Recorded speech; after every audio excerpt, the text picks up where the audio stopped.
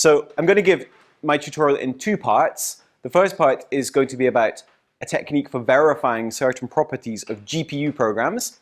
And the second part is going to be about methods for testing compilers with a particular application to GPU compilers, although the technique I'm going to show you is more general. And to link this afternoon's material to this morning's material, the second part about compiler testing uses a form of mutation testing called metamorphic testing, where actually the whole point is to generate equivalent mutants rather than to generate non-equivalent mutants. So that's a little tantalizer for you to think about. There'll be more on that later. So what I'd like you to take away from today is, if you don't already have experience in GPU programming, I'd like to give you a flavor for what GPU programming is and what some of the pitfalls are. I'd like to show you that we were able to be reasonably successful in building a tool to do static verification of certain properties of GPU programs by quite carefully picking the properties we cared about and by using a careful combination of existing tools from the research community plus a few tricks of our own. And I'd like to give you some idea about the problems associated with compilers, the difficulty of testing compilers, and I want to convince you that metamorphic testing is potentially a good approach to use for compiler testing. Okay, so the first part is on verification of GPU kernels. So many core architectures, including GPUs, are what we call architectures where we have at least tens, if not hundreds, of processor cores. And these are becoming more and more popular because the demands we place on applications as end users continue to grow, while the possibility of simply running an application faster on a single core processor, as we all know, stopped roughly 10 years ago. So it's still possible to get more stuff onto a single chip because of advances in semiconductor technology. But what we can't do is just scale up the frequency of that chip because of these advances. Instead, we can put more components on and run things in parallel. So many core processors have lots of components that you can do processing on in parallel, and that's great if you can work out a way of decomposing your application to take advantage of that parallelism.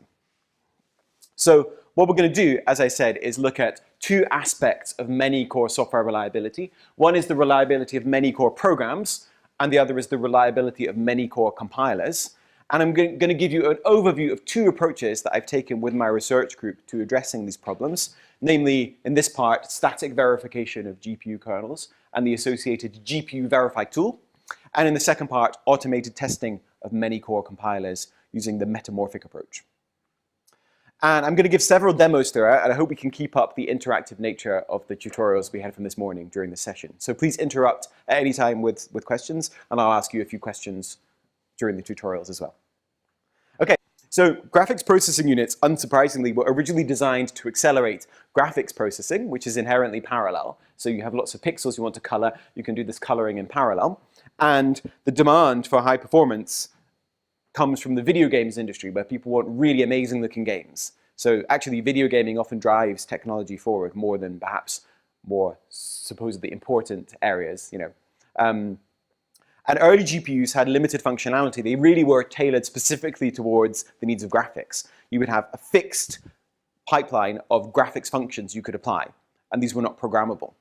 And then as the needs of graphics programmers increased, GPUs became increasingly more programmable. The hardware became more general purpose, so as to be able to support the sorts of things you do in regular programs. And the programming models allowed one to write these compute and graphics shaders, little programs that would decide on the color that a pixel should be rendered with. And you would use some computation to decide on that, to work out that color. And through a natural process of evolution, we ended up with a situation where we have this really silly term called GPGPU, which stands for General Purpose Graphics Processing Unit, which is obviously an oxymoron. And we now have graphics processor units being deployed in a lot of quite important domains, for example, medical imaging and financial simulation. And these days, actually, there's quite a major role for GPUs in computer vision, which is important for autonomous vehicle navigation, which means that actually the importance of the reliability of GPU software is growing because there are actually safety critical concerns associated with GPU software. Okay, so I'm going to give you a high-level overview of what GPUs are. Seems like very few of you have that much experience and you can't really contradict me here. But in case you do, in case you're being modest, nothing I'm going to tell you here is strictly true. Everything I'm going to tell you is slightly different for a particular GPU, okay? But I want to just give you the general picture of what a GPU looks like, and then I will genuinely show you how to program them, because I'll actually do it. So I won't lie when I show you how to program them. Okay, so GPU has got a number of processing elements, which you can think of, if you like, as a core. Each processing element is like a core in a multi-core processor, except typically a processing element might be much simpler than a core in a multi-core processor. And every processing element has got some access to private memory that only that processing element can access. So you can think of this as like registers, if you wish. There are lots of the processing elements, maybe there are thousands of them in a modern GPU, and they're organized into multiple groups. And the reason they're organized into multiple groups is that it's possible to equip each group with its own portion of local memory, such that processing elements in the same group can communicate on this local memory without contention between other groups. So these guys can communicate with each other on this local memory. These guys can't communicate with each other using local memory. And then in addition, there's a pool of global memory that all processing elements can access. So you can have communication across groups using the global memory. And we typically think of one thread being mapped to one processing element here. So I might sometimes use the terms processing element and thread interchangeably. Processing element is the hardware. Thread is the manifestation of software running on that hardware. Does this make sense? Okay. So how do we actually deploy GPUs in practice? Well, typically, a GPU is provided as a plug-in card. Sometimes you have GPUs integrated with the CPU. But say we go for the plug-in card approach. You've got some host machine, like a multi-core PC. Here I'm depicting a PC with 8 cores. And you have an accelerator GPU card that you plug in. And the host is responsible for coordinating the GPU. So you would write, say, a C++ application. And in the C++ application, you'd have a particular piece of computation that you want to offload for acceleration onto the GPU. So you'd write that piece of computation in a separate programming language called a kernel programming language. And that piece of code gets compiled for the GPU and it gets copied over to the GPU, and data to be processed gets copied over, and then the GPU does the processing. So we have something like this. The host copies both the data to be executed upon and the compiled code to be executed into the GPU's global memory. Then the host says to the GPU, go. It invokes a kernel, which is a piece of computation to run on the GPU. Nothing to do with an operating system kernel, just another use of the word kernel. And this lights up the cores of the GPU. They process the data in global memory, and during the process of processing the data, they might copy the data into their local memory for fast sharing between processing elements in the same group, or into private memory for super fast local processing. And ultimately, they leave the results back in global memory, and the host gets interrupted when the kernel finishes, and then the host can copy the results back into its memory for further processing. And in an accelerated application, it might be that there's one piece of computation that happens once that we offload to the GPU, or it could be that there are several phases of computation that are all offloaded to the GPU, but the host needs to do something between each phase. So you might run kernel A, then kernel B, then kernel C. Or it might be you've got some iterative process where we want to do something computationally expensive again and again and again and again until some threshold is reached, and the CPU needs to do the checking of that threshold, in which case we might have a loop, and the kernel invocation is inside the loop. So there's going to be bus to connect the host memory to the global memory, and then depending on the design of the GPU, there will be a bus that can move data between global memory and local memory. And there's also typically some caches here as well. But what I want to make clear here is that this local memory is not a cache of this global memory. It's a separate memory space, and the programmer is actually responsible for stating where a variable lives. When the programmer declares a variable or an array, the programmer specifies whether that's going to live in local memory or global memory, and the programmer can explicitly copy between those memory spaces. They're not kept coherent automatically. And then that copying will be implemented in the hardware via a bus.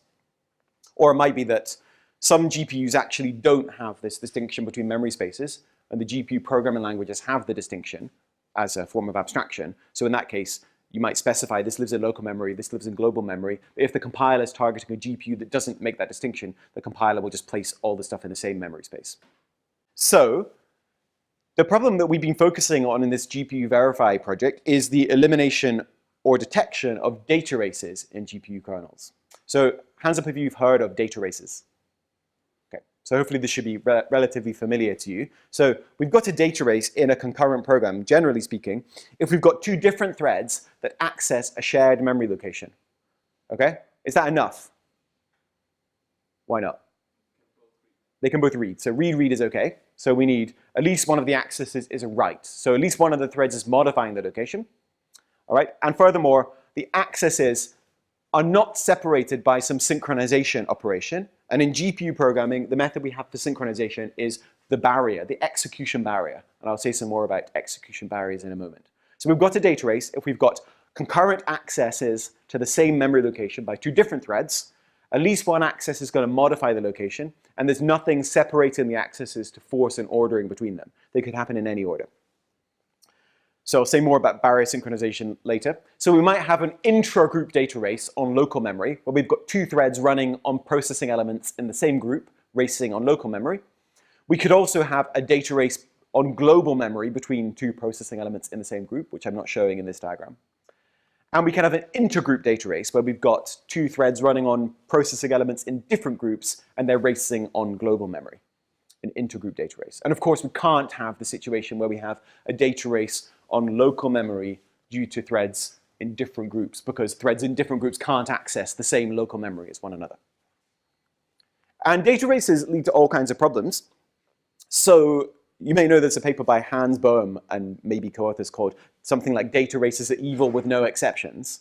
Well, not everyone agrees with that statement. So there are many people who write deliberately racy code in languages like C, and even though the modern C standards actually specify for the first time that data races are an undefined behavior, many people still write racy code, racy system level code, and are happy because it just works, and the races are okay, they're tolerable. They're either benign or it would be too expensive to put in synchronization.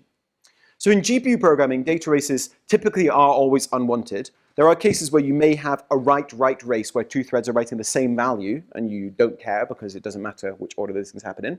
But beyond that, you typically do want to get rid of data races in your GPU programs. I just haven't seen compelling cases where non-benign races, that is, I've seen cases where writing the same value is desired, but otherwise I haven't seen cases where you've got a non-benign data race that you actually want for some reason in a GPU kernel. And there's a particular problem in GPU programming, which is different GPUs, especially from different vendors, have quite different execution characteristics. So if you have a data race in a CPU application and you're running that in a busy environment with lots of other processes, there is maybe a slim chance of the race manifesting, but if you run the application enough times under a few workloads, chances are the data race will manifest and you'll occasionally see some wrong results. And this can be really infuriating from a testing point of view because you can't reproduce the bug.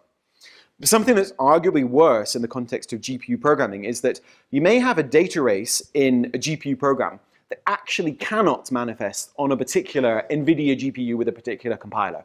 It just can't. The way the code is compiled, the way the hardware is working means that it's impossible for more than one ordering of these operations to actually happen at runtime.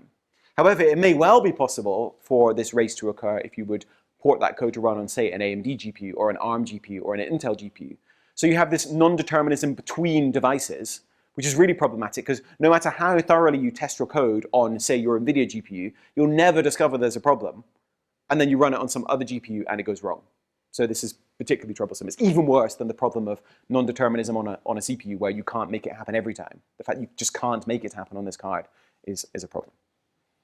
Okay, so I'm now going to show you a little example GPU kernel. So this is in the OpenCL programming language. OpenCL is an open standard for multi-core programming that is targeting CPUs, GPUs, digital signal processors, and FPGAs. But I would say GPUs are the main use case for OpenCL, and I'm going to refer to it in this presentation as a GPU programming language.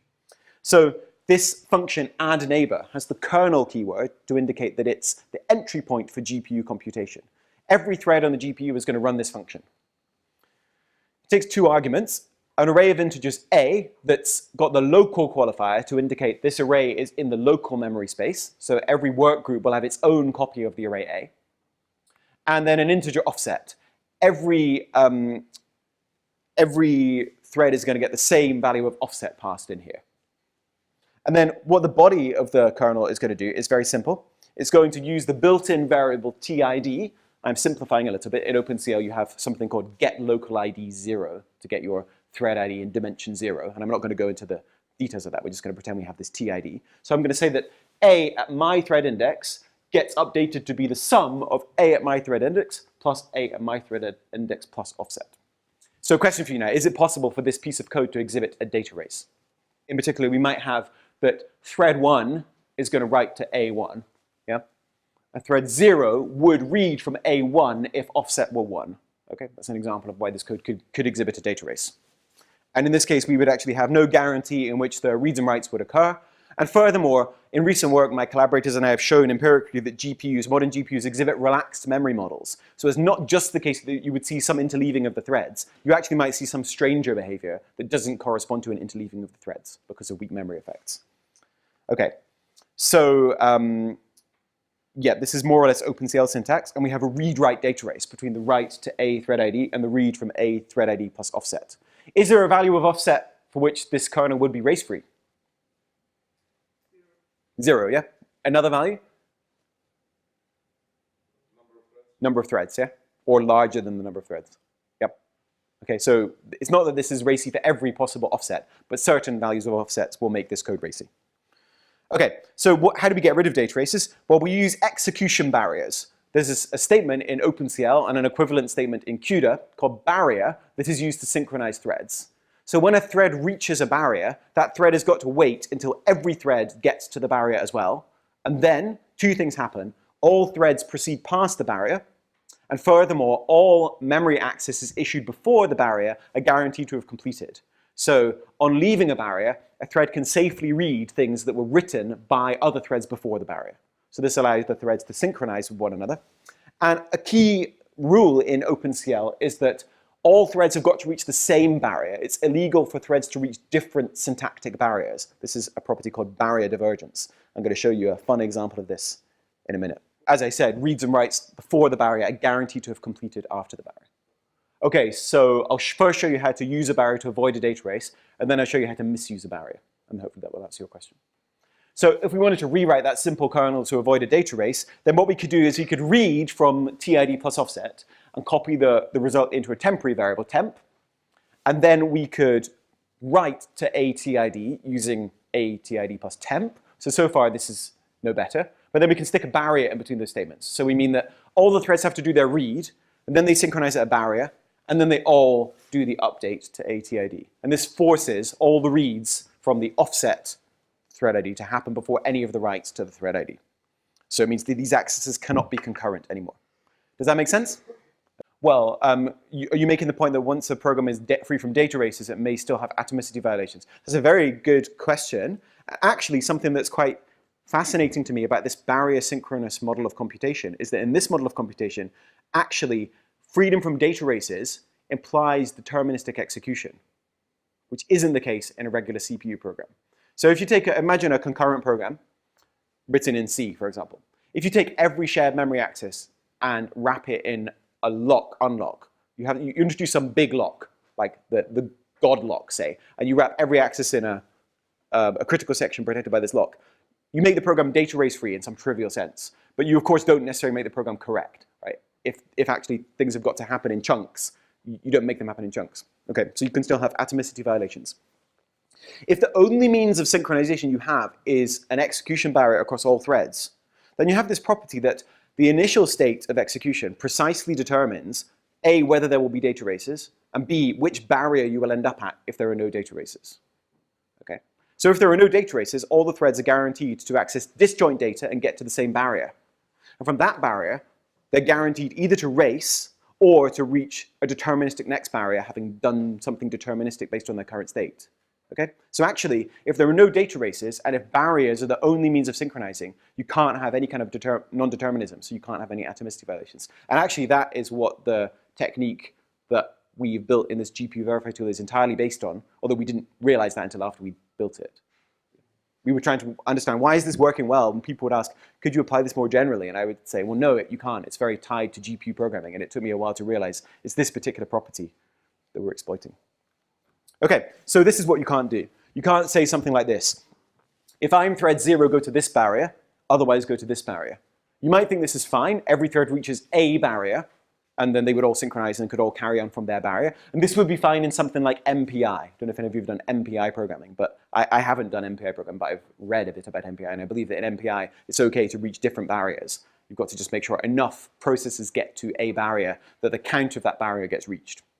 So this is not allowed, and there's no fundamental reason why this shouldn't be allowed, but there's a practical reason, which is that on GPUs like NVIDIA and AMD GPUs, which have the notion of a warp or a wavefront, don't worry if you don't know what that means, but if you do, it would be difficult to realize this kind of thing. So basically, if thread 0 is in the same warp as a number of threads, then essentially the whole warp would get to that barrier or to that barrier, and it's difficult for the warp to reach different barriers.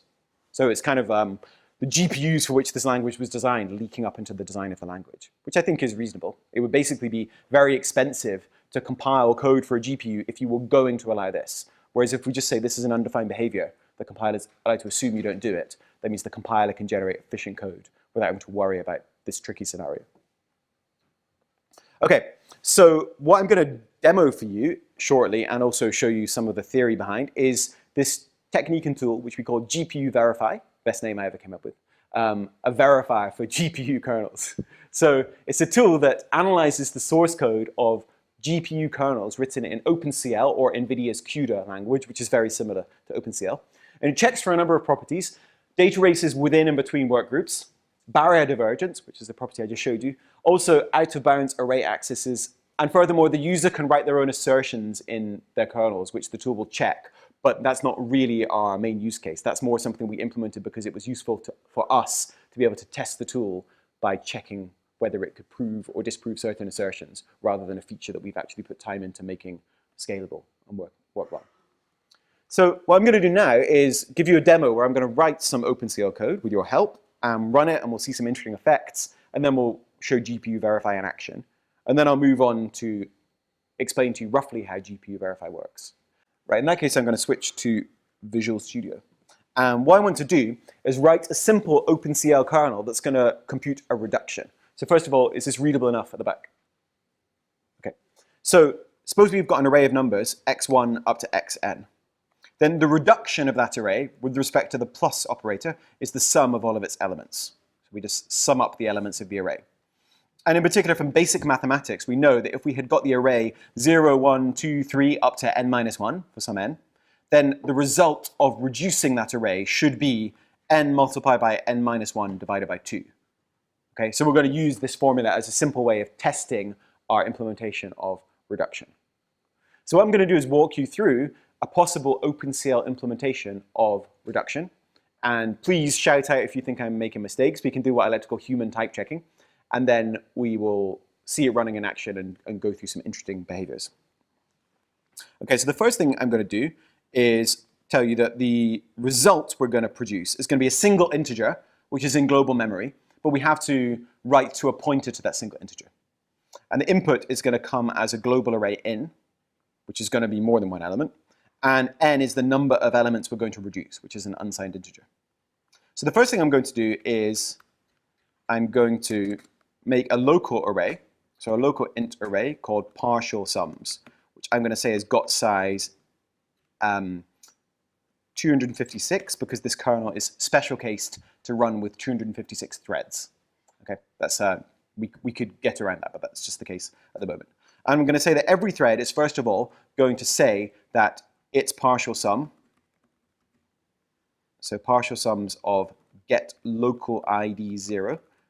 So this Visual Studio plugin has nice syntax highlighting, but it has this funny property where if you open a bracket, it closes it for you and puts the cursor after the close bracket like this, which is almost certainly not what you want. So you have to go like that, oops, and then delete and put the 0 in, which is very annoying. So partial sums at my local ID becomes equal to 0. Okay, and then what I'm going to do is have a little loop. I'm going to say for int I equals my ID, so get global ID 0. So local ID is my ID within my group, global ID is my ID globally. So I'm going to set I to be my global ID. I'm going to loop while I is less than the number of elements, and I'm going to increase I by the number of threads, get global size. Okay.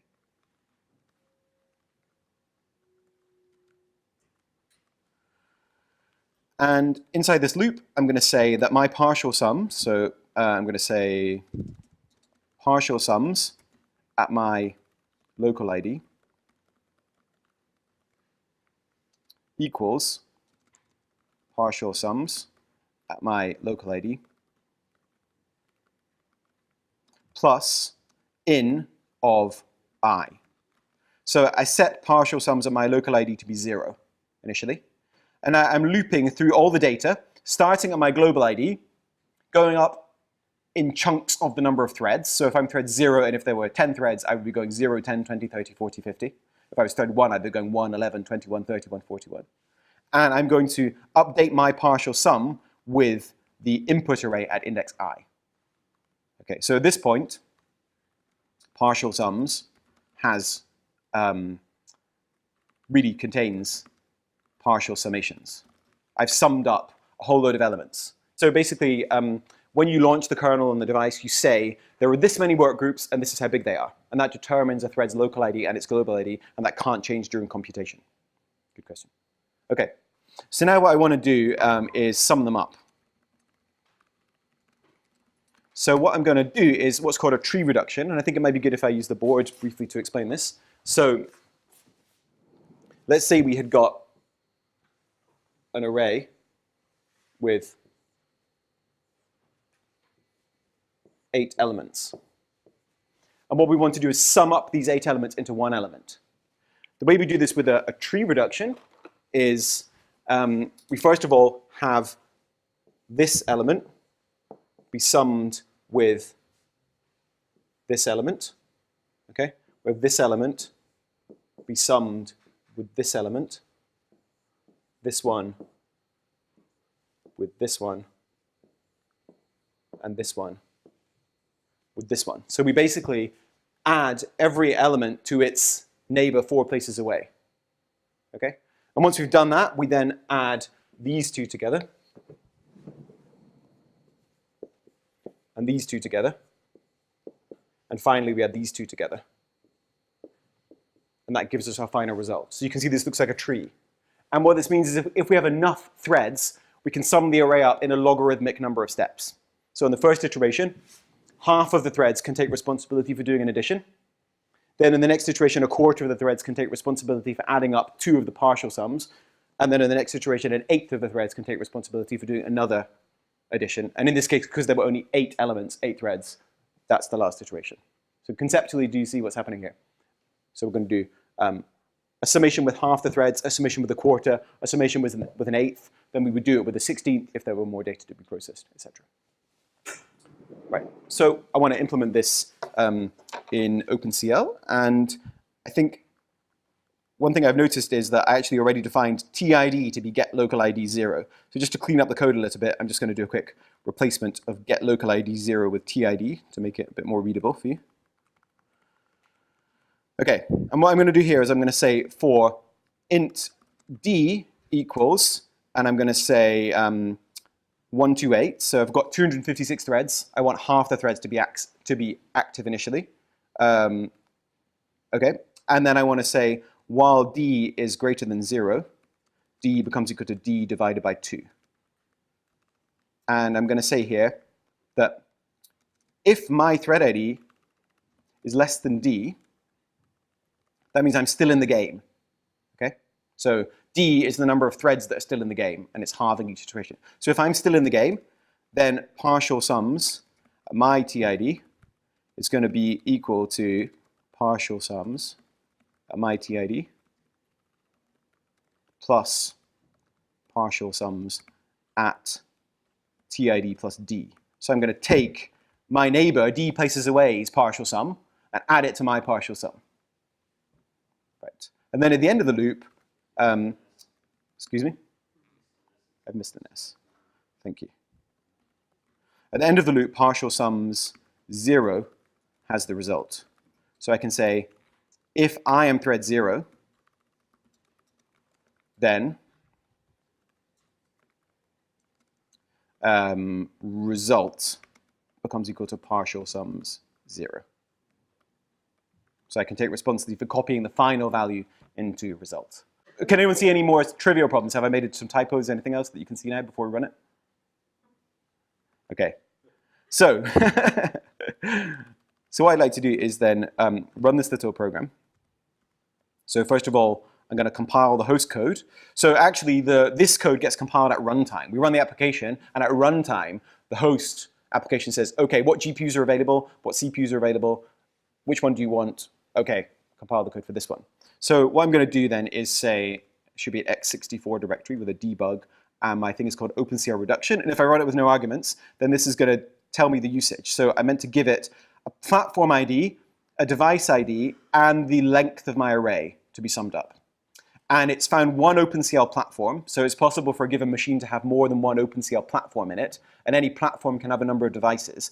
And this platform's got two devices. Device 0 is my Intel HD Graphics 520 GPU, which we're going to see how lovely this GPU is later today.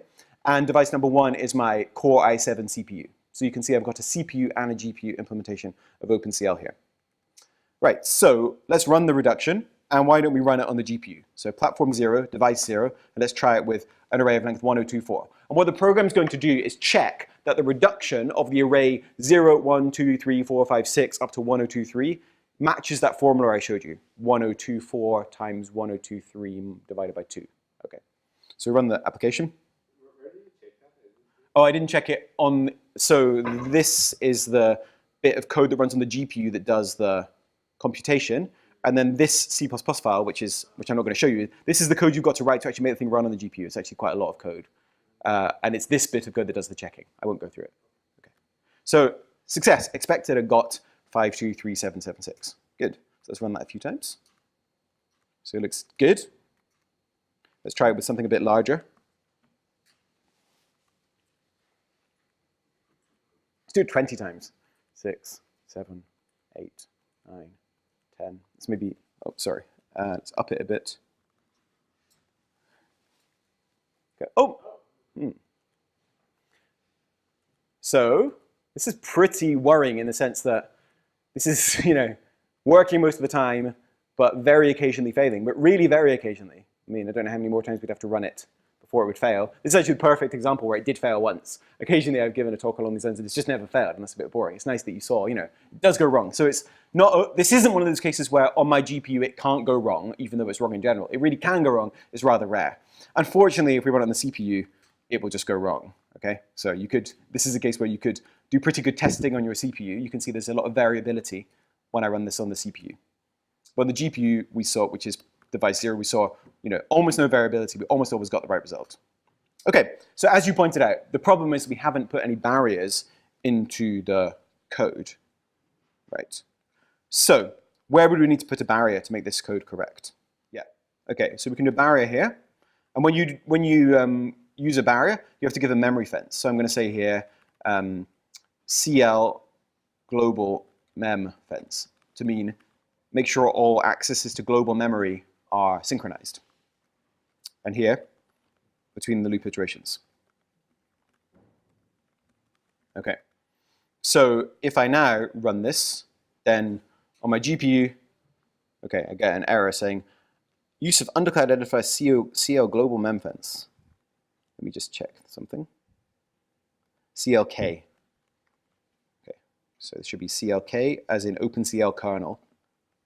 Okay, so I run this and, well, it was already working and it continues to work.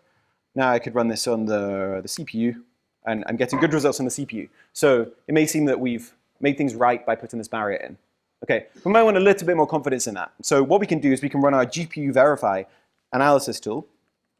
And I'll explain in a moment how this tool actually works. But I can say, I would like to analyze kernel.cl. I want you to try and prove that this is free from data races. If I were in GPUVerify, the tool will say, error, must specify thread dimensions using local size and global size. So the first thing to tell you here is that in this work, we're not doing some kind of parameterized verification. We can't show that this kernel is race-free for arbitrary thread dimensions. We have to say, I want you to check this kernel for these particular thread dimensions. So the reason is not fundamental. The theory we've got behind the tool would work in a parameterized case, but basically, ultimately, our analysis boils down to generating formulas to be solved by an SMT solver. And SMT solvers are quite bad at handling nonlinear constraints. And if we say that there's a fixed number of threads, then when we do a multiplication by a thread ID, we end up with a multiplication by a constant. Sorry, if we multiply by the number of threads, we do a multiplication by a constant. If we didn't specify the number of threads, if we left that unconstrained, we'd have lots of nonlinear multiplications in our formulas, meaning that the SMT solver would just time out. So this is a pragmatic decision. So I'm going to say local size 256, global size 256. I have got one group of 256 threads. So I give this to GPUVerify. And the first thing it's done is it's given us a warning. It's saying, so give us some errors too, but let me go up to the warning. First of all, it said, assuming the arguments result and in of reduction on line 8 are non-aliasing, consider adding a restrict qualifier to these arguments. So the tool is basically telling us that it is going to assume that these pointer parameters here don't alias each other. Because if they did, then the tool would just give us data races all over the place. It would basically say that they could be racing with each other. Accesses to in, accesses to result could be racing.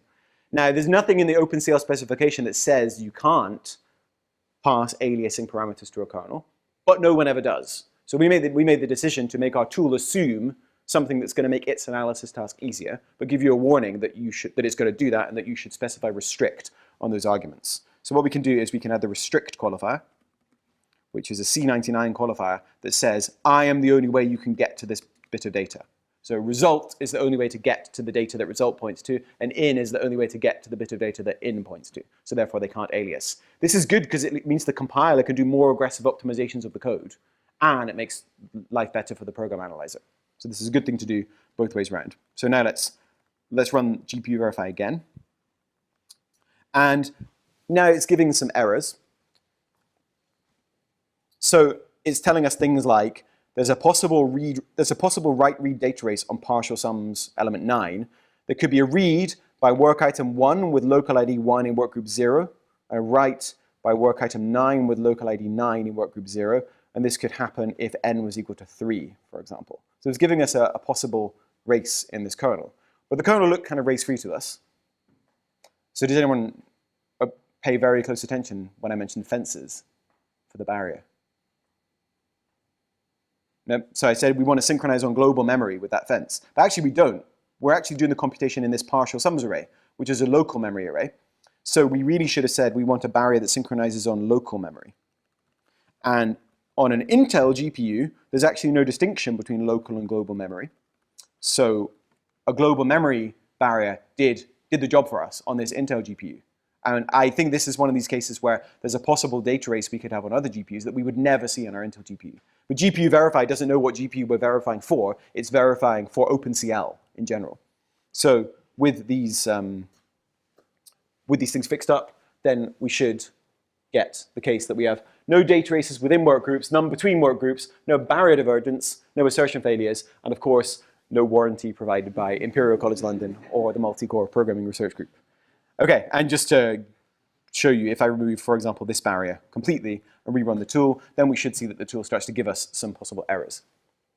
So it's not super fast given how small the code base is, although it is verifying this for a large thread count for 256 threads. So we've got this error message here. Okay, so if we wanted to do a reduction with multiple work groups, then we would actually have to run multiple kernels. There's no way in OpenCL of doing synchronization across work groups. So what we could do is write two different kernels. We could write one kernel that causes every group to do its own reduction of part of the array, and then another kernel which then reduces those partial sums. So it would indeed be like having another loop, but like an enclosing loop, and that loop would be on the host and would launch multiple kernels. Yeah. Okay. Right, so can anyone see that this code is slightly redundant? So barriers are really expensive on a GPU. A barrier synchronization is very expensive, and we would like to minimize them. So can anyone see a way we could optimize this code, a potential optimization of the code to reduce the number of barrier synchronizations? Have a little look and see if you can spot it. Right. So the last barrier, the last time we go in the loop, the final barrier is redundant, right? We don't need that barrier because it's only thread 0 active, and it's thread 0 who's going to write. Okay. So based on that, can anyone see a little trick we could pull? So we do a barrier before we go in the loop, and then we do a barrier at the end of each loop iteration. It will save one barrier. It's not going to make the code run 10 times faster or anything, but it will give a marginal improvement. And really, people do want to squeeze all the performance they can get out of these code bases. People pull some really horrible tricks to squeeze that last bit of performance out, and this is a nice trick, I suppose. Yeah. Okay. So now I want to show you barrier divergence. So let's say we take this barrier here and we put it inside the if statement. This is an example of barrier divergence because some threads are going to reach this barrier and other threads are going to not hit the barrier. So we're not getting an aligned barrier here, right? So if I run GPUVerify on this, then you'll see that we get a complaint that the barrier may be reached by non-uniform control flow, right? And what I want to show you is that this barrier divergence can be quite bad in practice. So if I run the reduction now, then I get the wrong result on the CPU. Okay. If I run the barrier now on the GPU, then actually something quite weird happens. The kernel appears to hang. I can't close the window. I can't even move the window. Okay.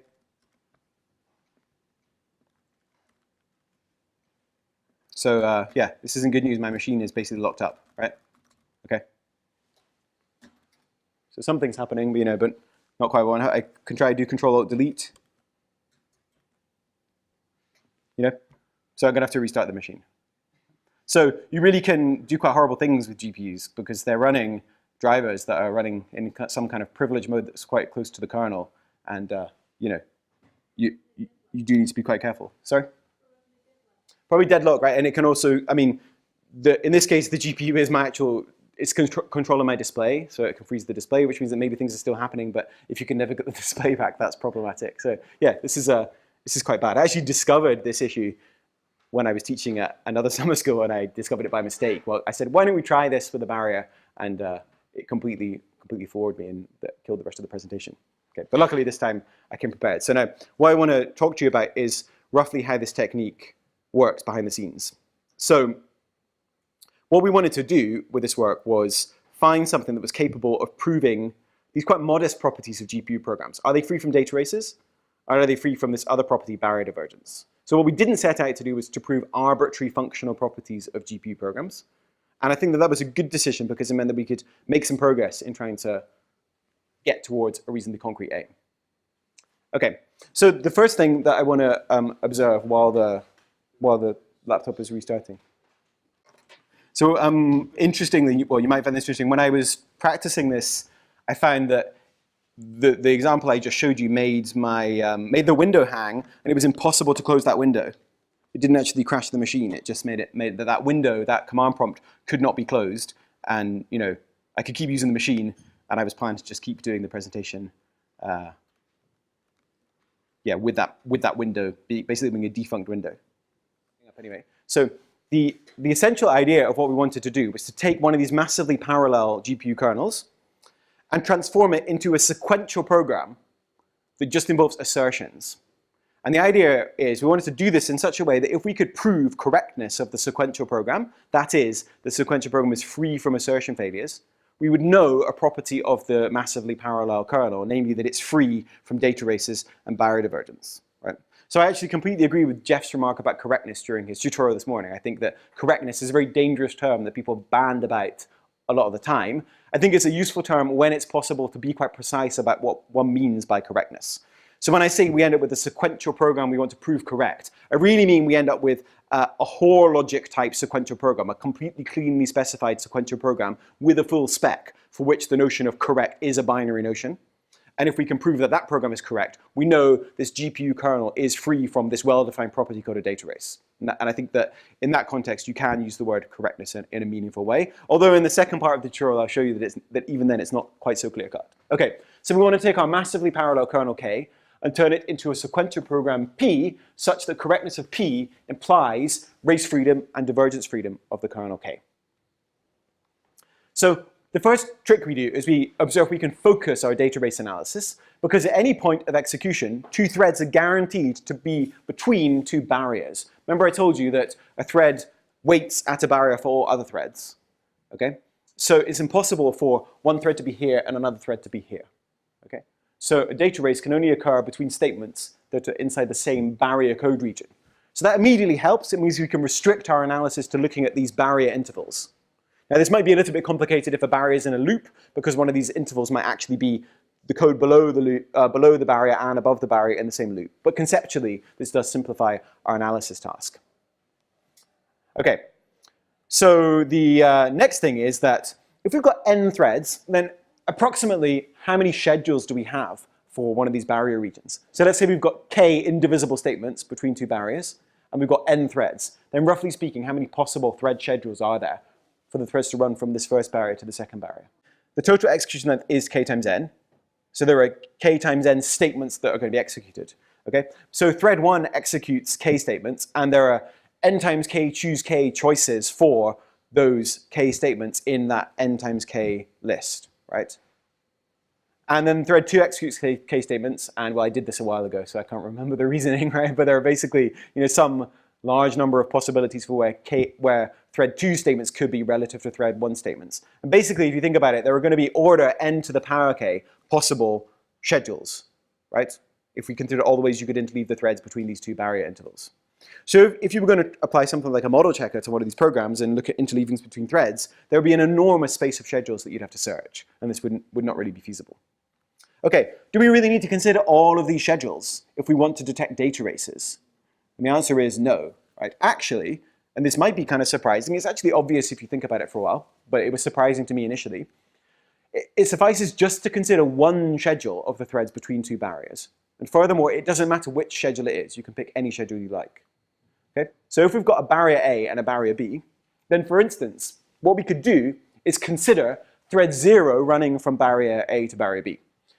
And let's suppose we log all of the accesses thread 0 makes. So we know everywhere that thread 0 read from and wrote to in transitioning from barrier A to barrier B. If we then consider thread 1 running from A to B, we can log all the accesses thread 1 makes, and we can check whether any of those accesses conflict with thread 0. So if there's a particular location that thread 0 and thread 1 would both have written to, we can flag that up as a data race and say abort. We can say the program is incorrect. Okay? And we can do the same thing for thread 2 and for thread n-1. Okay? And if you think about it, that if a data race exists, then some race is going to be detected between some pair of threads. So let's suppose you've got a possibility for a data race between two threads, between a barrier interval. Then either that data race is one of the first races that can occur, in the sense that the threads are doomed to race with each other, okay? Or this race can only occur if a race has already happened between some other threads. But that means that there's got to be a first race between two threads that could occur, right? So let's say that there's a possible race between thread 3 and thread 7. That means thread 3 has got to have read or written something that thread 7 is going to have read or written, and there's got to be at least one right, okay? So thread 3's logged accesses will conflict with thread 7's logged accesses. There will be a conflict, and we will abort and say there's a data race, right? Question? If you do inspection of the thread ID, how would this work, you mean? Well, you would need to say these accesses you log, they would be relative to the thread's ID, right? So, yeah, well, so first of all, I want you to imagine we were doing this dynamically, not statically, first of all. Let's imagine we were actually running the code. We don't do that, but let's imagine we were, right? Then at runtime, we actually know exactly what threads we have. We know exactly where they're reading and writing from. We basically record the sets that they're reading, their sets of reads and writes, and we compare these sets. And what I want to first convince you of is, if it's possible for threads to race, then there must be a conflict between the sets of some pair of threads. Right? It's impossible for all the sets of accesses to be free from conflicts, and yet for there to be a possible race. Okay? Does that seem reasonable to you guys? I mean, basically, if one thread's behavior depends on another thread's behavior, the threads have to race. Right? That's the only way that they can influence each other. So either the threads are doomed to race, or they can't influence each other, in which case they can never race. So dynamically, we could record these sets, right?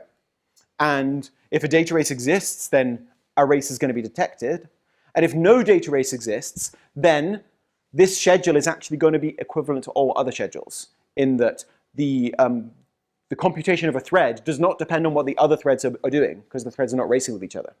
So if the places I read and write from and the data I read and write, the data I write to locations, if that would depend on what you're doing, then I would have to be racing with you, right? If I'm not racing with you, then it doesn't matter which order we run in, the same result is going to be achieved when we hit this barrier here. Okay. So now, how do we actually make this work in the tool? Well, the way we work in the tool is we build up sets of constraints about the sets. Right? We basically build up sets of logical constraints saying any write from this thread has got to have this form, any write from that thread has got to have that form. And we ask the SMT solver, the constraint solver, is it possible for these symbolic sets to have a conflict? And the SMT solver is the thing that does the magic of working out whether those constraints can conflict with each other. But conceptually, it's the same as the dynamic approach. So it depends what you mean by a data race happening. This is something that a lot of people don't quite agree on. So you can say that a data race happens if you actually get a simultaneous access, okay? That's what some people talk about when they say that a data race happens. Other people mean that you get accesses that only coincidentally happened, or they happen, or they could have happened in a different order. If you take the latter view, then this guarantees to find data races, right? And the idea is that they didn't have to happen in that order is what gives rise to the possibility they could happen simultaneously. But actually, we don't really care whether accesses happen simultaneously or not. What we care about is whether on different runs we could get different behavior arising from these unordered accesses. Yeah, so with this setup here, if a data race exists, then some data race will be detected. I say some because it's possible you could have a condition that can only be entered if there's already been a race, okay, and a race that would arise as a result of that condition. Now, that secondary race you wouldn't find using this method necessarily, but you'd find the primary race, the race that caused the condition to be true, you'd find that with this method. And you may or may not find the secondary race depending on the schedule. But the key thing is that if a race exists, then some race will be detected. I've said here, if a data race exists, it will be detected. That's not quite true. If a data race exists, then at least one race will be detected. Okay? And by the way, this is just an example schedule. We could use any schedule we wanted. The idea is we just have to try a schedule of the threads and record all their read and write sets, and then pairwise compare those sets to check for conflicts. It doesn't matter. If you were doing dynamic analysis, it wouldn't matter. For what we're doing, it's convenient to do a round-robin schedule. Yeah. Okay. And I'll show that a bit later. Okay. So this completely avoids reasoning about thread interleavings, which is quite good. Okay. The next up is that because we choose a single thread schedule, then we actually can view a barrier region containing k statements like a sequential program with n times k statements. So this is good. It means we're back in the world of analyzing sequential programs. But in practice, it's kind of normal for a GPU kernel to have, say, 1,024 threads. So we get an extremely long sequential program to analyze, likely too big for a constraint-based program analysis tool to cope with. So the next trick is, actually, if we just want to detect data races, it suffices to just consider a pair of threads. And now here I want you to think symbolically rather than think about really running the program. Let's imagine that we choose two names, I and j, which are going to represent symbolic thread IDs, the IDs of arbitrary threads. And all we're going to assume is that I and j are in the range of allowed thread IDs and that they're different from each other. That's what we're going to assume here. Then between two barriers, what we can do is we can imagine symbolically executing thread I from the barrier A to the barrier B and logging all of its accesses. And then symbolically executing thread j from the barrier A to the barrier B and checking all of j's accesses against those of I. So we take two arbitrary threads and we ask symbolically, can they conflict with each other? And if we detect a possible conflict, we abort and say the program's bad, there's a data race. So if you think about this, let's suppose that you've got a kernel with a barrier region for which there could be a data race. That means there has to exist an I and a j that would conflict with each other. So if we symbolically check this little fragment for an arbitrary I and j that are just constrained to be different from each other but otherwise are unconstrained, then we're not going to be able to prove that there's no possible conflict if there in fact do exist a concrete I and j from which there would be a conflict. Right? So if we can build up the symbolic conditions to check for a race between an arbitrary pair of threads, then if a race can exist, we're going to find it. If on the other hand, we can prove under just the assumptions that I and j are different, but no other assumptions, if we can prove that it's impossible for I and j to race, then implicitly we're showing that it's impossible for any pairs of threads to race. This is like if you want to show a for all property in mathematics. For all elements of this set, some property holds, you can say, let x be an arbitrary element of the set, and prove that p holds for x. Right? If you want to show that something holds for all pairs of elements in a set, you could say, let x and y be elements of the set, blah, blah, blah, blah, blah, blah, blah, and we conclude p holds for x and y, therefore p holds for all pairs. So here we're saying if we can prove that for two arbitrarily chosen threads, they don't race, then we know that no threads can race with each other. Okay? So we can reduce this problem down to just checking whether an arbitrary pair of threads can race with one another. So now you might question, is this sound? Right? Is this a sound thing to do? So let's say we've got a barrier A and a barrier B and we pull this trick. Then if we have another barrier, a barrier C, and we try and pull the trick again, is this going to work? And the answer is no. It looks like only thread I and j actually exist. So from barrier A to B, we consider just thread I and j running, and that's fine. We can find races between I and j. But then at barrier B, it's actually legitimate for threads I and j to read data that was written by other threads in the region A to B. okay? And that data might be important. It might influence what these threads can do. And if we don't actually model those other threads, if we just imagine that I and J are the only threads in the world, then we're not going to accurately take account of what the other threads might have done. And the reasoning we do about this code is completely bogus, right? So this two-thread trick I showed you, it works for just a pair of barriers, but it doesn't work if we've got lots and lots of barrier regions, which we do in practice. So the solution we have for this is quite simple. We make the shared state completely abstract. Every time you read from the shared state, the verifier assumes nothing about what you read. It assumes you could get a completely arbitrary value back from the shared state. And that reflects any possible actions of other threads that are not being modeled. And this will restore soundness. This means now, when we analyze the code between barriers B and C, whenever we read from shared memory, we're assuming nothing about what we read. And that reflects any possible actions that threads other than I and J might have done up here, okay? But the price for this is that now we lose precision. So Howard, you made the point earlier that actually we're guaranteed to find a race if it exists. We now lose that property. We now may get false alarm data races because of this compromise. Okay. So I think what's going to be best is if I move on to showing you a little demo of how this works using the behind the scenes. And I think some of these issues might become clearer if I do that. But basically, the technique and tool exploits the fact that any schedule will do, and only two threads are required as long as we do shared state abstraction to compile a massively parallel kernel into a sequential program with the property that if we can prove that there can be no assertion failures in the program, then we know that the kernel K is free from data races. And I say roughly because there are a couple of caveats about this theorem that I'll come back to briefly later. So what I want to do in a moment is show you kind of how the heart of this technique works by doing some live coding using the Boogie program verification framework. But before I do that, let me just tell you a little bit about the tool we built. So our tool works on the source code of OpenCL and CUDA kernels. But those are complicated languages. In particular, CUDA involves a bit of C++ templates, and the idea of writing an analyzer that can cope with C++ templates from scratch is really horrible. It takes people years to write front ends that can handle C++ templates. So actually what we did is we built on the Clang and LLVM front ends to automatically parse OpenCL and CUDA into LLVM intermediate representation. And then we work on LLVM intermediate representation. So now, why is any claim of correctness I give you potentially flawed? Translation to LLVM, that could be broken, or it could make assumptions that are fine in the context of a compiler, but not fine in the context of a program verifier. And I'll come back to that in the next session, actually, right? So what we do is we turn our LLVM bytecode into a sequential program in the Boogie language using the transformation that I've very briefly outlined to you here. And we also do some inference of loop invariance, which I don't have time to talk about today. And we end up with a program that we can give to the Boogie verification engine, which uses a couple of SMT solvers, Z3 and CVC4, to discharge verification conditions. And these verification conditions indicate indirectly whether the original kernel is free from data races or not. And the good thing here is that we were able to limit our innovations to this kernel transformation engine that takes LLVM IR and turns it into Boogie code with appropriate assertions. And we have to be very careful that we do things right there. We have to be very careful that our transformation is sound, that it has the properties we think it has. We have to do some theory, some meta theory to make sure that all works. What we didn't have to do was build a front end. We didn't have to build a whole verification engine. We didn't have to build our own constraint solvers.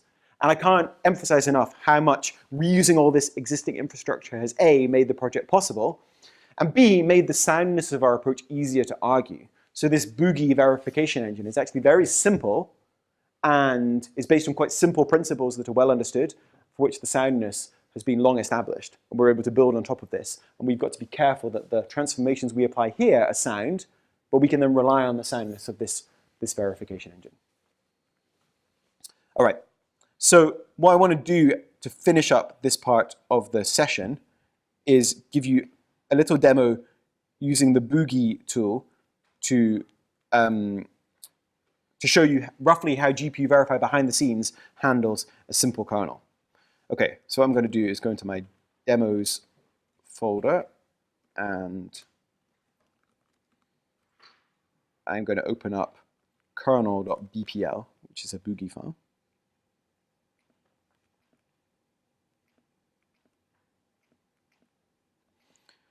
So Boogie is an intermediate verification language from Microsoft Research.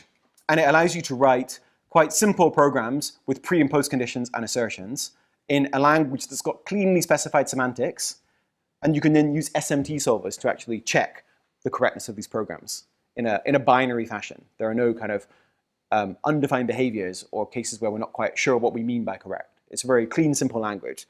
And the way people use Boogie is they take a hairy, complicated language like Java or C++ or OpenCL, and they decide up front on some assumptions they're going to make about the semantics of that language, and they compile the language into Boogie, right? And those assumptions you can argue about. They may be right or wrong or questionable, but they are separated from the analysis that happens at the level of Boogie. So you have a translation into Boogie, which may be an unclean translation, and then you have a clean analysis at the level of Boogie.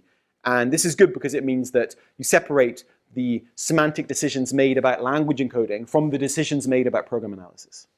So here I've got a little Boogie program with a procedure foo that takes an int argument x, an int argument y, and returns two integers a and b. Okay? And it requires, as a precondition, that x is larger than y, and it claims to ensure that b is larger than a. And what the program does is it says a becomes equal to x, and b becomes equal to x. So does this program look correct to you? No. Okay. So we can say Boogie, let me go into my Boogie kernel.bpl. And it's saying here that there was a post condition might not hold on a particular return path, a post condition to the procedure foo. Okay. And if I would fix this up and say b becomes equal to y, and run Boogie again, then it should be able to actually verify, okay, if I made a mistake here. I did save it, but I think what I meant is this, right? Yep. A becomes equal to y, b becomes equal to x. B is larger than a. Yeah. So doing it this way around, the procedure becomes correct. Okay. So what I want to do is show you that add neighbor example. So we had, I think it was kernel void add neighbor. I'll just call it add. And what we had was a local int array a and an int offset. And we said something like int temp becomes equal to a of thread ID. And then we said int temp2 becomes equal to a of thread ID plus offset. And then we said a of thread ID becomes equal to temp plus temp2. That's not quite the way we wrote the code, but that's essentially what we had before, right? So what I want to do is show you how we might translate this into a Boogie program that models two threads and encodes conditions that allow us to prove data race freedom. So what GPUVerify does is, first of all, it introduces two constants, which are the IDs of the two threads we would like to model. Call them TID1 and TID2. So these are of type integer. So these are two constants representing the IDs of arbitrary threads. Okay?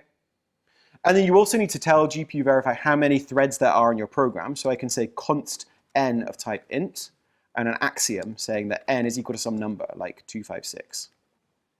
So I'm saying here that there's a constant n that has got the value 256, and there are two constants, TID1 and TID2, which I'm saying nothing about.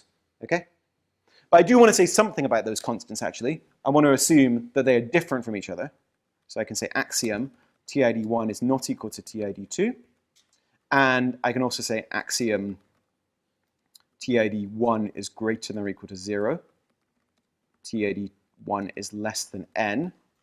And the same thing for TID2. Right? And what I'm going to do is have a procedure called add, which for now will take no arguments. Okay? And I'm going to run Boogie on this little program, and it should just verify because I've not specified anything, right? And quite a good thing to do if you're ever using a language like Boogie is to do a bit of smoke testing. So I want to check that I can't verify a procedure that just says assert false. This procedure should be incorrect, right? This is like the bomb we saw earlier in mutation testing, right? So this procedure should be incorrect. And just to say, if I would do something like this,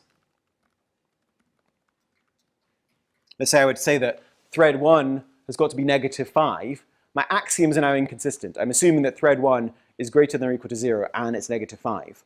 So this means my program is now correct, okay? Because under the assumption that thread 1 is larger than or equal to 0 and is -5, under that assumption, the program is correct, because that assumption is false. So you have to be quite careful using these logical modeling languages that you don't end up with inconsistent assumptions. Because if you can assume false, you can prove anything you like. Okay, so I just wanted to make that point here. Right, so what we do is we model 2 arbitrary threads executing this piece of code. So I've got the threads, thread 1 and thread 2. And what we do is we now make a sequential program that basically models both of those threads. So the original program had an integer called temp. So in my modified program, I am going to have 2 integers called temp1 and temp2, which have both got type int. And then we had an integer called temp2 in the original program, so I'm going to have temp21 and temp22, which have got type int. So the idea is that the variables suffixed with $1, they're the variables for the first thread I'm modeling. The variables suffixed with $2 are the variables for the second thread that I'm modeling. Okay. And now what I want to do is model this read from A at thread ID. So what I'm going to do is I'm going to have, remember I said that what we do in our instrumentation is we log accesses by the first thread and we check that accesses by the second thread don't conflict with those accesses by the first thread. So I'm going to log a read from A by the first thread, its TID, okay, which is TID1, and I'm going to check a read from A by the second thread. And I'll implement these procedures in a minute. They're going to be procedures which I have to call using the call syntax of Boogie. So don't worry about how we implement them. Just imagine that this one adds the value of TID1 to a set of things that thread 1 read from. And imagine that this check read checks whether this TID2 is consistent with data that thread 1 has accessed. Like, does it race with that data, basically. And then I can do the same for temp2 here, right? We are reading from A TID plus offset. So I'm going to say call log read A TID1 plus offset 1 and call check read A TID2 plus offset 2. Okay, and now you might ask, hey, hang on a minute. We actually read into temp and we read into temp2. Shouldn't we do something to the variables temp and temp2 to reflect the fact they were read from? And the answer is yes. What we do is we actually make those variables completely non-deterministic, because remember I said we make the shared state of the program arbitrary. We assume nothing about it because there would really be more threads executing. So we use this special keyword called havoc, which is I think quite a nice name. We havoc temp1 and temp2 to mean forget everything you know about these variables. We read into them from the shared state. We're making the shared state abstract. So by reading into them, we're saying we now know nothing about them. They could be anything, because they could have been written to by other threads that we're not modeling. Okay? And we do the same thing here. We havoc temp2.1 and temp2.2. And finally here, we would write the sum of temp and temp2 into A at TID. So what we do is we say, let's record the fact that we logged a write to A at TID by thread 1, and let's check whether a write to A is okay at this point by TID2. Right. And how do we model writing into this array A? How do we actually model that? Reading from an array, we model by havocing the receiving variables, making them non-deterministic. How do we model writing into an array? Can anyone think, if you're following this, if you work with these kind of notions of approximation before? Do we need to model it, in fact? So the array is gone. We're reflecting what it might contain by havocing a variable if we would read from the array. And actually, because we're doing that, we don't even need to bother writing to the array at all. I mean, there's no array anymore. There's nothing to do, right? Okay. So now what I have to do is I have to actually implement these log and check procedures to do something meaningful. So what I'm going to do here is I'm going to say procedure in line 1, that's just a technicality. That means I don't really want Boogie to try and verify this procedure on its own. I want it to treat the procedure like a macro to be inlined. Okay. So log write A, which takes it takes an index, which is an int. And I'll leave the body empty for a moment. And I've got check write A, log read A, and check read A. Okay, so at this point, I should be able to run Boogie, and it's giving me a little error at line 35. That's because, oh, do I need to write var? Yeah, okay, and then line 42, offset was meant to be a parameter to add, right? So if you look down here, offset was a parameter, okay? So what I do is I make offset for thread 1 be of type int, and offset for thread 2 be of type int, okay? And I have a precondition saying that they're the same. So this precondition says that both threads receive the same offset initially. So at this point, Boogie has said, right, the program is correct. That's because I didn't implement those logging and checking routines. But in essence, what I've done is I've modeled a sequential program where the threads take turns to execute instructions in round robin, and all of the accesses made by the first thread are logged, and all of the accesses made by the second thread are checked against those accesses by the first thread. Right. And then now what we've got to do is go and actually implement those logging and checking procedures in a sensible way. And the technique I want to show you is a little bit subtle. What we do is we have, for the array, we've got a Boolean saying, has this array been written to? So we can say, has a write occurred to the array A? That's a Boolean, okay? And the same for a read. And then we have got, for the array A, a variable called write offset A, which is the offset of a write to A if a write exists. Let me just rearrange these slightly, and then I'll try and explain them in a bit more detail. So this variable here, write has occurred A, it's true if we are logging a write by thread 1 to the array A. And if it's true, then write offset A is the index that was written to, okay? If this Boolean was false, then it doesn't matter what the value of this variable is. It could be any value because we don't actually care what it is, right? And similarly for a read. If we're logging a read from array A, then this Boolean gets set to true, and this integer is the index that we read from. If this is false, then we're not logging a read at all, okay? So what we can do here is we can say, in log write A, we can say, okay, well, write has occurred A gets set to true, and write offset A gets set to index. And here, we can do the same thing when we log a read.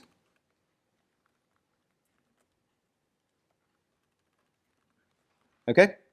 And when we check a write, we basically want to say, if thread 2 has written to index, we want to assert that if a write has occurred to A, i.e. if thread 1 has written to A, then the index that I'm writing to is different from the index that he or she wrote to. Okay? And similarly for the case of a read, so if I'm writing to index, then it mustn't be the case that the other thread already read from index. And then in the case of checking whether a read is okay, we just want to check a read against a write, because read-read sharing is all right. So we want to say, if the other thread wrote somewhere, it better not have written to the index I'm reading from. Okay, so this is almost the instrumentation. But does this actually look right to you? What do we track here with log write? So when we call log write to say log a write to this index, we immediately say, okay, a write is being logged and it's to this index. So then what does that mean we're tracking? Are we tracking all possible writes? Yeah? Well, not really, right? We're just tracking the most recent write.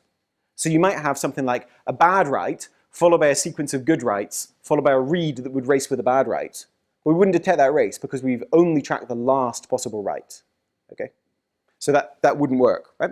But now the thing we can do here, which is a bit of verification magic, this is why you can't actually execute the boogie program. You can only use it for program analysis. We can actually make this non-deterministic. We can say, it's up to you whether you either keep logging whatever you were already logging, or choose to log this write. So immediately we give the program two possible forks. One fork means we carry on logging whatever we were already logging, if anything. And on the other fork, we say, okay, I'm going to abandon what I was logging before and log this new thing. And you can't run such a program, but you can reason about such a program. And to prove such a program is correct, you've got to prove that no matter what non-deterministic choices we make, we're guaranteed to end up with a correct program, right? And I can do the same in this log read.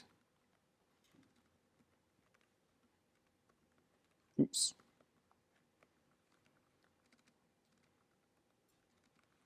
Make it non-deterministic as well. And the final ingredient here is that at the beginning of time, it's going to be the case that we have not written and that we have not read.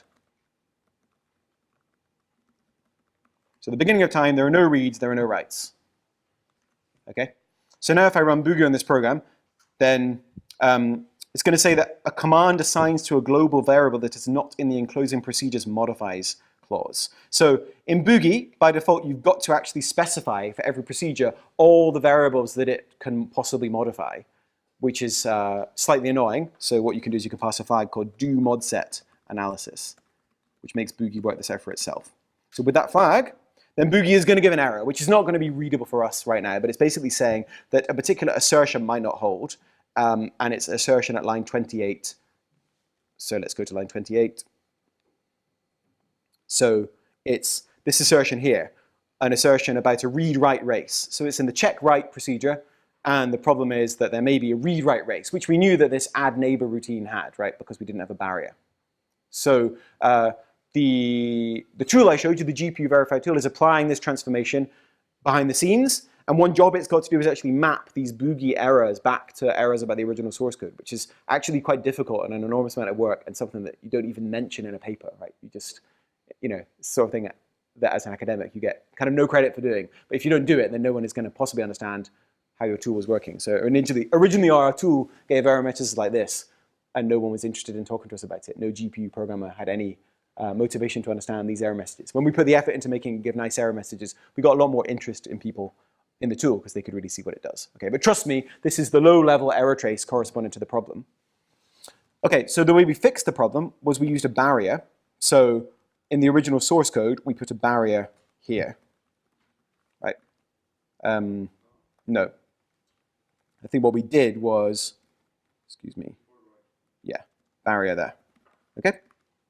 So what we would like to do is put some kind of barrier in here. So I can define the barrier procedure quite easily.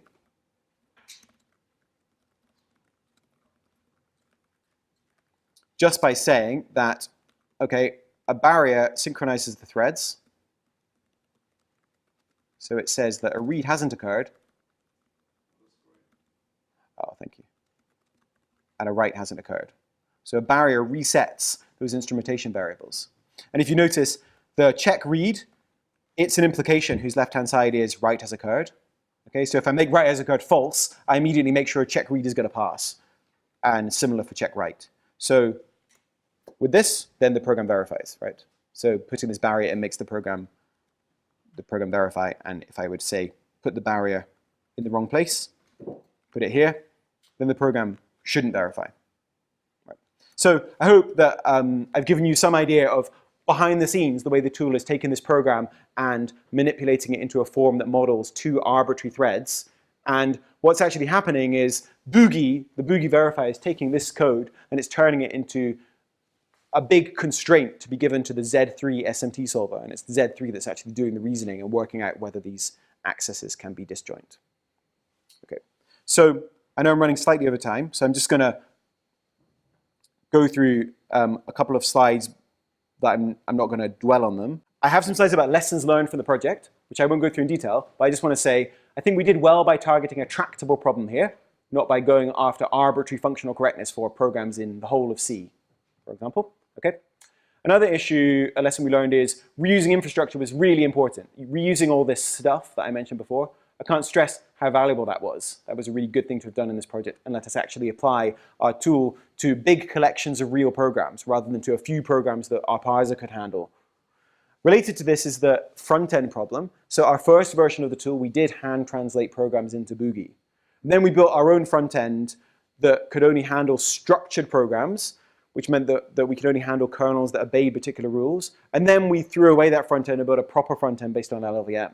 So this was a difficult trade-off because we invested some time in the kind of first front-end, and that time was in a way wasted because we threw it away in the end. But on the other hand, we didn't know whether our project really had legs at all until we built that basic front-end. So I think the lesson here would be evolve front-end capabilities of your program analysis tool gradually so that you can try a simple front-end to experiment with your ideas, and then if your ideas look good, consider implementing a proper front-end for the full-blown language, knowing that you've got a good idea.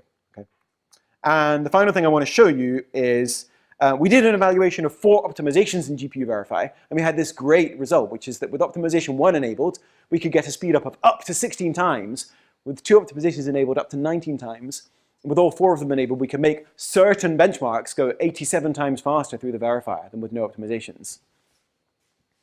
Okay, but then we looked at the worst case speedups, and we looked at the median and mean speedups, right? So the lesson here was, if you want to do optimizations in a program analysis or a verification tool, really beware of outliers. It's easy to get very excited by the fact you get immense speedups on certain examples, basically because behind the scenes, your constraint solver is solving intractably hard problems. And if you can make them a bit easier, suddenly you get this amazing speedup. But actually, you may not be having that big an effect across the board. This is actually a lesson for reviewers of papers as well. I would say don't be too unkind on your authors. If your authors report speedups like 3.5 mean or median of 1.1, that's actually good, right? That's good, that's not bad. I think sometimes in the verification community, people want super good news all of the time. And another thing is that then, that was with the Z3 solver, 87 times speed up, well, it's really, really brilliant, And then we tried CVC4, and suddenly our best speed up was 17 times, not 87 times. And our median and mean were kind of slightly worse, but roughly the same. So I think also, if you're doing work on program analysis using constraint solvers, beware of the fact that your results might be overfitted to a particular solver. It's worth trying a range of solvers to actually understand whether you're doing something that's fundamentally an optimization or whether it's just playing to the strengths or weaknesses of a particular solver. All right, so in summary, GPU software is prone to data races and barrier divergence, and we've built this static analysis tool called GPUVerify that goes some way towards solving the problem using a reduction to 2 threads and the Boogie intermediate verification language.